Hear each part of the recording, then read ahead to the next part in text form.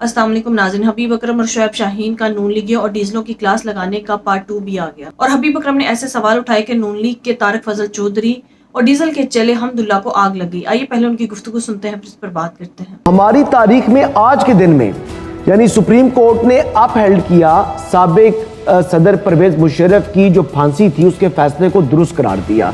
लेकिन बताएं कि कोई एक ऐसा सर मरने के बाद भी फायदा नहीं होते हुए सजा होती तो तब वो डिटरेंस पैदा होता है। डिटरेंस मैं का तारीख में पहला फैसला। ये बड़ा अच्छा पॉइंट है कि अदलिया जो है वो अपना काम करे, अदलिया दस्तूर के मुताबिक काम करे।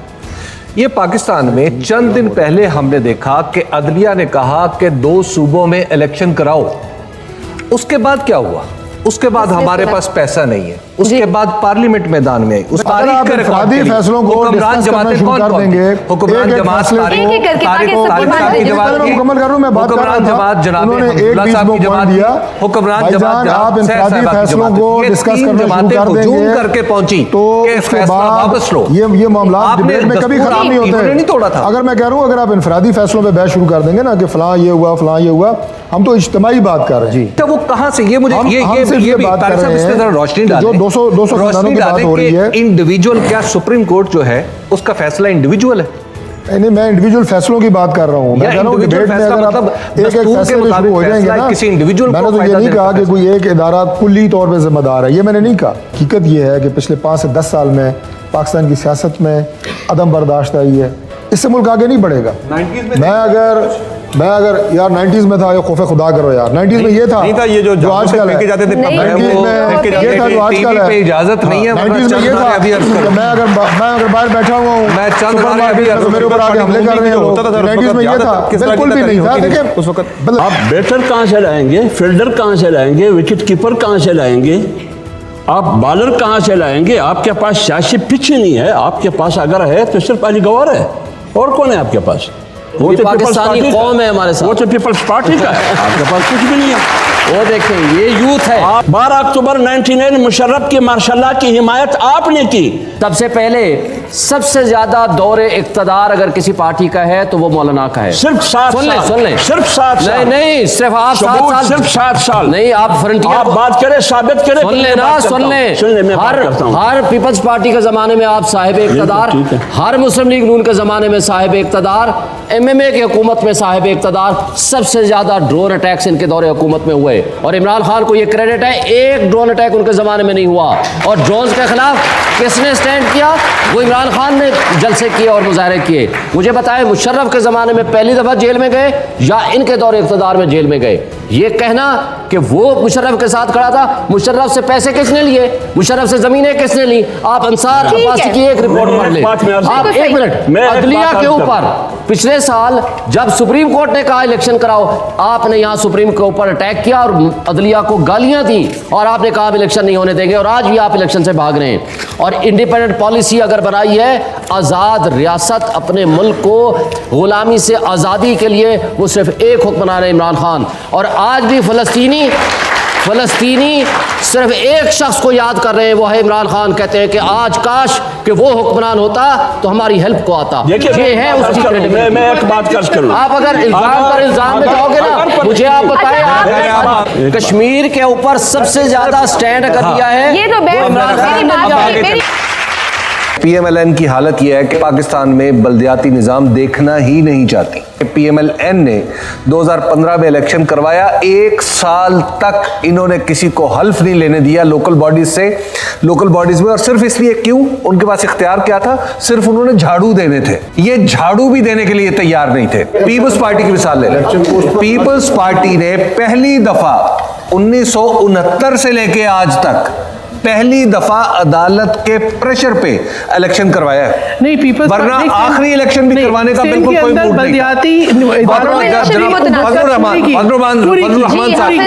2002 में जब 2001 का निशान 2001 में जो बल्दियाती निजाम था उसको तबाह और बर्बाद करने वाले मौलाना फजल रहमान की पार्टी के जनाब अकरम दुरानी साहब थे, क्योंकि इनकी वजारत आला खतरे में पड़ गई थी कि हम लोकल बॉडीज हैं, लोग उनकी तरफ जाएंगे। पाकिस्तान तहरीक इंसाफ को यह क्रेडिट इस दर्जे में जरूर जाता है कि इन्होंने अपने इनिशिएटिव से डायरेक्ट इलेक्शन कराया बल्दियाती।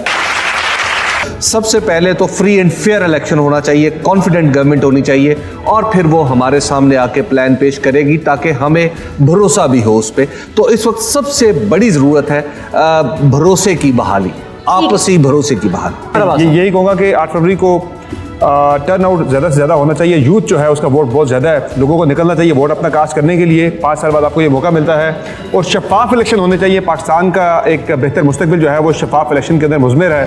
شفاف انتخابات ہوں گے, اس کے بعد پولیٹیکل اسٹیبلٹی آئے گی. پولیٹیکل اسٹیبلٹی ملک کے اندر آئے گی تو آپ کے ملک میں اکنامک اسٹیبلٹی آئے گی. تو شفاف انتخابات کرنا بہت ضروری ہے. میں سمجھتا ہوں کہ ہر 5 سال بعد آپ کو حق کے حکمرانی دیا جاتا ہے. یہ سیاستدانوں کا حق نہیں ہے, یہ میرا ان کا جو یہاں بیٹھے ہوئے لوگ ہیں, ہمارا حق نہیں ہے کہ ہم آپ سے ووٹ لیں یا ہم کہیں جی ہم حکمران بننا چاہتے ہیں. آپ کا ہے حق کے حکمرانی, آپ نے اپنے ہاتھ سے بنانا ہے. آپ یوتھ ہو, آپ کے ہاتھ میں سب کچھ ہے. آپ کیوں یہ اپنے آپ کو ڈس ایسوسیٹ کر لیتے ہیں؟ جب اپنے آپ کو سیاست سے ڈس ایسوسیٹ کریں گے تو آپ سے غلط لوگ حق حکمرانی لے کر آپ کے اوپر حکمرانی بھی کریں گے, ظلم بھی کریں گے, تشدد بھی کریں گے.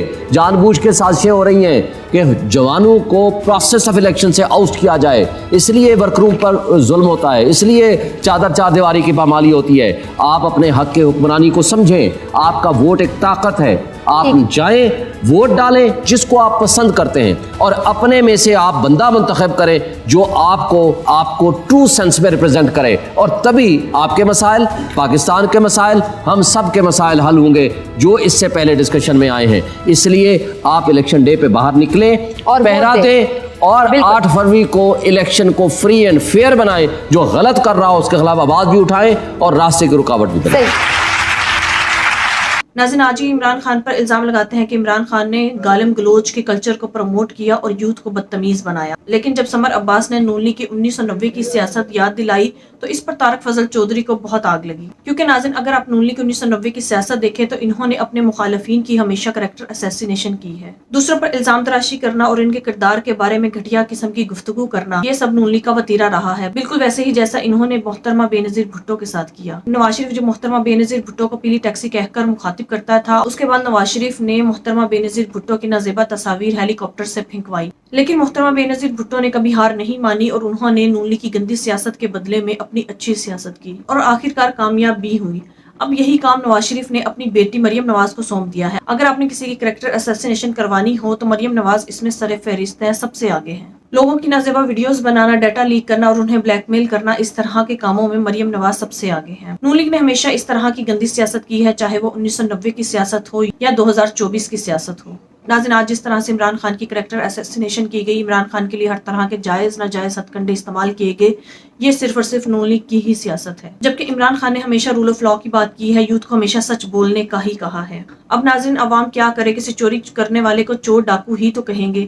جب عوام انہیں چور ڈاکو کہتی ہے تو پھر یہ کہتے ہیں کہ عوام بدتمیزی کرتی ہے. تو اس سے تو ینگ جنریشن اور عوام بدتمیز ہی بلی. ناظرین, جس طرح سے نون لیگ نے قانون و آئین کی دھجیاں بکھیری, آئین کو جوتے کی نوک پر رکھا, اس کی مثال تو آپ دیکھ ہی چکے ہیں کہ جب سپریم کورٹ کی طرف سے حکم آیا کہ پنجاب اور KPK میں الیکشن کروائیں تو نون لیگ اور ان کے سہولتکاروں نے مل کر یہ الیکشنز نہیں کروائے اور آئین کو توڑا. نہ صرف آئین کو توڑا بلکہ انہوں نے ہر طرح کے جائز ناجائز ہتھ کنڈے استعمال کرتے ہوئے نواز شریف کو اس ملک پر مسلط کرنے کی بھی پوری کوشش کی. آج یہ نون لیگ سارا الزام عدلیہ پر ڈال رہی ہے. یہ بات ٹھیک ہے کہ عدلیہ نے کچھ ایسے فیصلے ضرور دیے ہیں جو پاکستان کی تاریخ میں کوڑا دان میں ہوں گے, لیکن نون لیگ کی تو ساری کی ساری گندی سیاست ہی کوڑا دان میں نظر آئے گی. چاہے عدلیہ ہو یا پاکستان کا کوئی بھی ادارہ ہو, جب قانون توڑتا ہے تو اس کے پیچھے آپ کو نون لیگ اور پیپلز پارٹی ہی نظر آئے گی, کیونکہ انہوں نے ہمیشہ قانون و آئین کی دھجیاں بکھیری ہیں, قانون و آئین کو جوتے کی نوک پر رکھا ہے, کیونکہ یہ نون لیگ اور پیپلز پارٹی ہی ہے جو گندی سیاست سے باز نہیں آتے. ناظرین, آپ کے اس بارے میں کیا رائے ہے, کامنٹ میں ضرور بتائیے گا. اگلی ویڈیو میں ملتے ہیں, تب تک کے لیے اللہ حافظ.